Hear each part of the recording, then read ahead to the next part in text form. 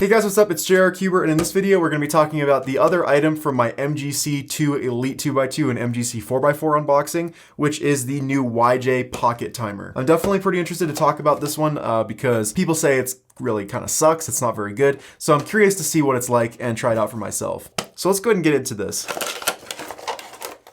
So in the box you get a little hand strap. I have no idea why you would need this. And then you also get some instructions, which looks like they're all in Chinese. Then we have the timer itself. So these come in a few different colors. This one is obviously in gray. I actually quite like the color. It's also got a very nice matte finish. Yeah, so this takes batteries. Let's see. Yeah, it looks like AAA batteries. All right, we got a beep. Oh, whoops, the timer's going already. Okay. So you're just supposed to sit it flat on the table like this, and then basically the way it works is it has sensors on the left and right. And so what you do is you just put your hands down and release, and it starts timing. And then you just put your hands down again on the sides to stop. And then you can reset with this button, and it looks like this button will put it in the standby mode so that the sensors don't do anything.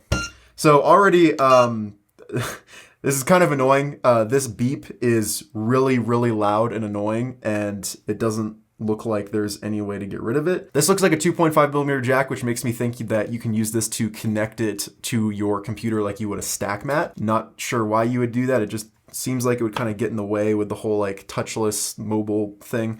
I guess that's a cool feature though. I just realized I don't have a 3x3. It just take one of these. Oh, this is an original plastic Xanchi. Yeah, I bet you guys haven't seen this cube in a long time. Okay, let's try this out.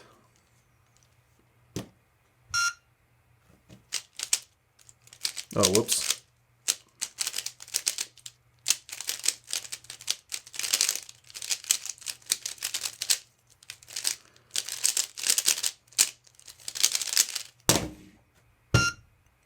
Well, that didn't really work. That was a 1565. Maybe it's just because of the very bright lighting I'm in right now, but the numbers are a little hard to read because you can easily see all the other cells. I assume that's just because of the lights though. I feel like it would be better if there was a light on here that would just light up green when the timer is ready to start so that it wouldn't beep at you every time it's telling you that it's ready to start solving.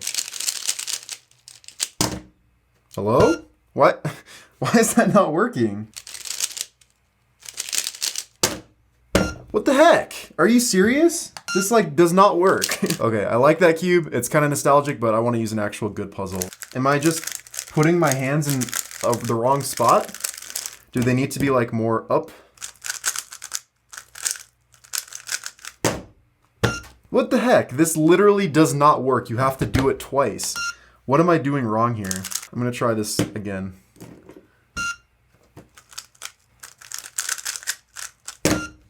Okay, there we go. We finally got one solve that actually works properly. This is not looking good. Another thing I heard is that this doesn't really work on stack mats, which is very, very funny considering it's a cube timer. Let's try it on a stack mat. All right, let's see if this still works.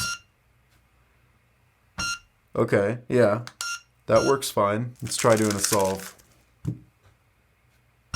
Okay. Seems like your hands have to be very close for it to register. Ooh, U4 was rough. Yeah, so if I place my hands out here, it doesn't work. There's like a pretty small area where it'll work, you know?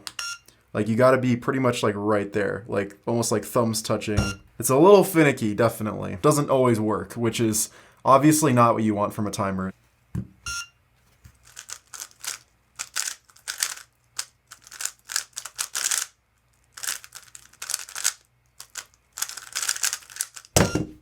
There we go, 968. Yeah, I kind of have to like get right over it and read it because it's very hard to see with these lights. Okay, so thoughts on this timer. After using it for a little bit, I think I was able to get like the spacing of my hands down. I think that's what was throwing me off before. But either way, I'm not really a huge fan of this. The beeping is super, super annoying. I don't see why they couldn't have just included a light. And also, I just don't really see the purpose of this. Like, if you're going to be like cubing in public, you can just, time on your phone. And if you're cubing at home, then use a stack mat. Like, I don't really see what the purpose of this is, like what the target audience is, I guess. All right, so before I end this video, I want to give you guys a bit of an update on this pocket timer. It's been a couple days and I've had a chance to use this at home now. And there's a couple things that I've learned about it that have really changed my opinion about it a lot. The main thing being that you can actually turn the beep off. I didn't realize this, but it's actually really easy. I'll show you how to do it. So when you turn this on here, the beep is on right now, but all you have to do to turn it off is just hold the reset button. Boom, and it turns off like that, and now it makes no noise when you start and stop. So that completely takes away like one of the main things that I really didn't like about it, because it was just so annoying with how loud the beeping is, but you can actually just completely get rid of it. And it also actually does have a light sensor in it that tells you when the timer is ready to start and when it's going. It's just that it's very, very faint and it doesn't show up under these bright lights. So if I turn the lights off, sorry with how bad this looks now. So you can actually see the light there now. And you can see it turned green there just for a second. The problem is under very harsh yellow light, like I'm in right now with just the room lights on, the timer is super, super finicky and doesn't really work that well. So it works okay again now. The problem is just that you really can't see the light at all under bright lights. However, when I was using this timer at home, under my fairly normal lighting conditions, it was yellowish light, but it wasn't super harsh. I was able to see the light just fine, and with the beep off, it actually worked pretty well as just a pretty normal timer. However, as you guys just saw, it doesn't really work that well under more harsh and not as good lighting conditions, which I think is still a pretty big negative to this timer. Honestly, I'm pretty much up to like a 7 out of 10 with this one. I'm glad that you can turn the beeping off, but it still doesn't work under certain conditions, which is not what you want.